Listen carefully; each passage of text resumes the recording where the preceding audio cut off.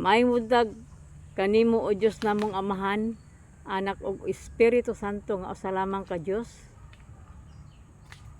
Kaninyong sagrada nga pamilya Santa Maria, San Jose ug Senyor Santo Niño, kaninyong tanang mga angheles, mga santos ug tanang mga santa sa langit ing buntag, ug kaninyo akong mga kaigsuonan diha ni Kristo, yung kalibutan pa sa mga buhi.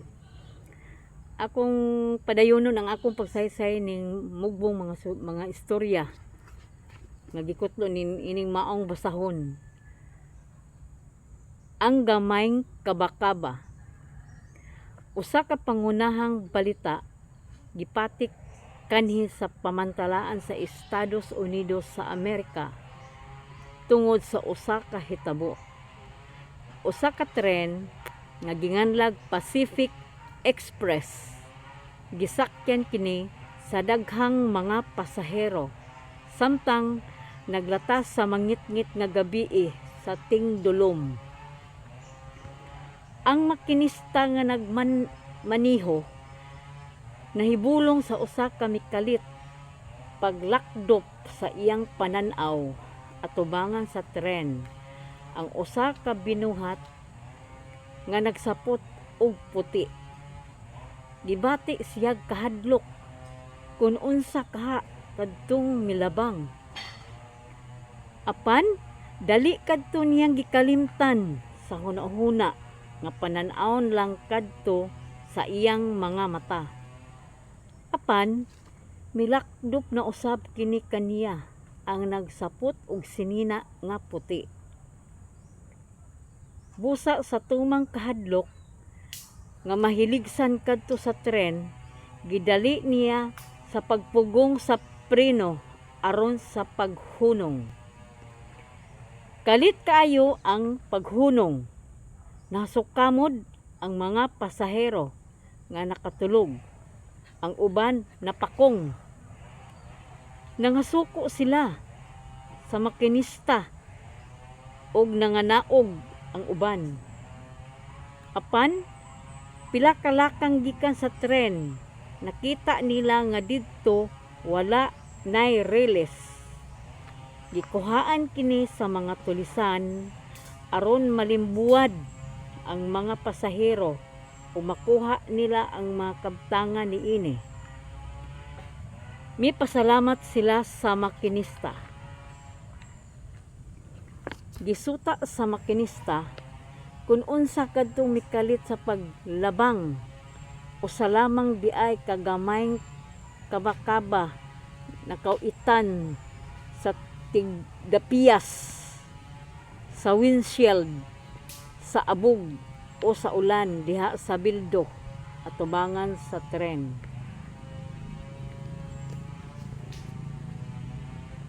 Mao kini ang pagtulunan. Bisan ang gamay kabakaba mahimong gamiton sa Dios aron sa pagluwas sa daghang mga kinabuhi kun sila gigamit sa Dios alang sa kaluwasan sa mga tao. Dili ba labaw pang gamiton sa Dios ang tao?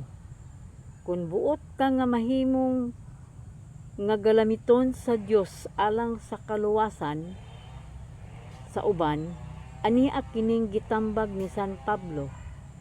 Kung ang tao magmahinlo sa iyang kaugalingon gikan sa mga daotang buhat, gamiton siya alang sa mga espesyal nga katuyuan, kay gihalad man siya aron kapuslan sa iyang agalon ug andam sa tanang mga buhat nga maayo.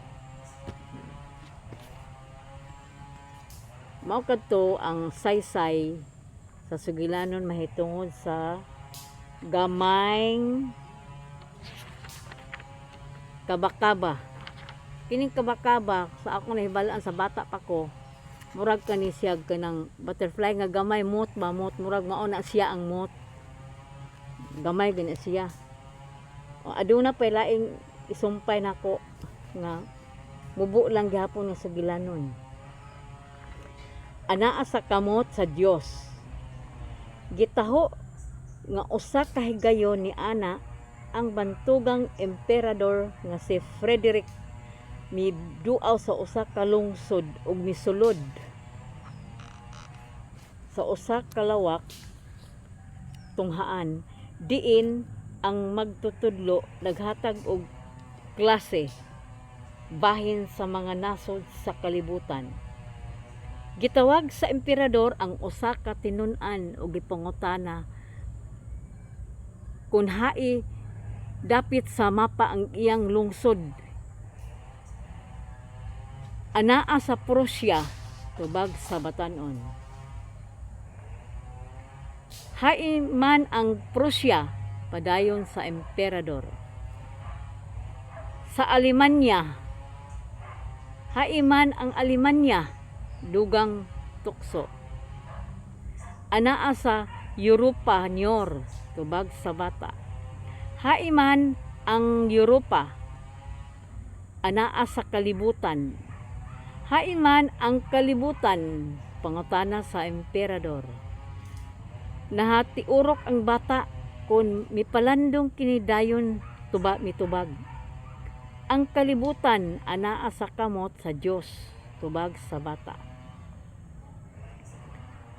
Pagtulunan, husto ang bata. Ang kalibutan anaa sa kamot sa Dios ug kun ato kini kanunay nga palandungon uban ang hugot nga pagtuo nga ang kalibutan anaa sa kamot sa Dios, dili kita mahadlok.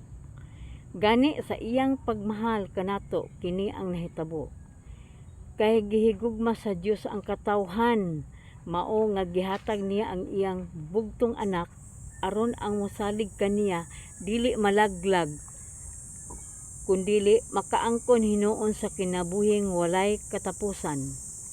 Ato kining mabasa sa Juan kapitulo 3 bersikulo 16. Maora kini ang akong napaambit kaninyo nga mga minugbong mga istorya nga nagkahatag kanato og maggiya kanato sa adlaw-adlaw natong pagkinabuhi. Daghang salamat. Amen.